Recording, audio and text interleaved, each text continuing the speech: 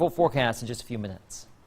Keith, thank you. We turn our attention now to the impact that potential new laws could have on us. A proposed law in Alabama could allow faith-based adoption agencies to turn away gay couples. The bill made it out of an Alabama Senate committee today. It says the state would still license adoption groups, including ones that care for state foster children, if they refuse adoption to people on religious grounds. Around 30% of the adoption agencies in Alabama are faith-based.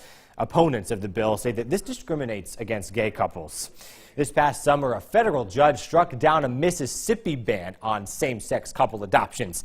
That ruling said that 16-year-old law in Mississippi, that it violated the Equal Protection Clause of the United States Constitution. There's another step forward today in the process of Lowndes County and the city of Columbus separating their current joint control of area parks.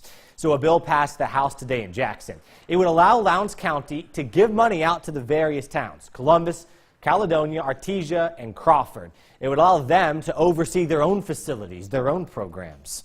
The bill will now go to the Senate. If it becomes law, the county would have to decide then how it will manage its parks. If the two sides are going to end what is a long-term deal, the Columbus Lowndes Recreation Authority. Leaders with both the city and Lowndes County are still discussing the specifics of what it would be to end that agreement. The principal of the largest high school in Mississippi says he's in favor of a current proposal.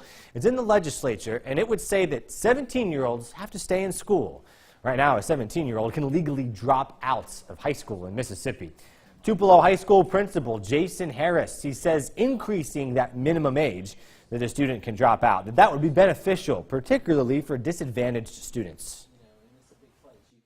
Currently, the State Department provides attendance officers that come and help us try to keep kids in school and do things to help them receive their diploma. But obviously, when they reach that compulsory school age, they're kind of limited, and we're kind of limited in things that we can do to help them, get back in school.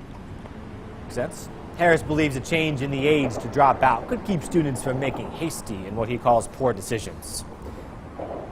And in Tupelo, the public and private sectors, they come together to develop strategies to reduce that dropout rate. This is the CREATE Foundation. The group hosted the 10th Dropout Prevention Summit.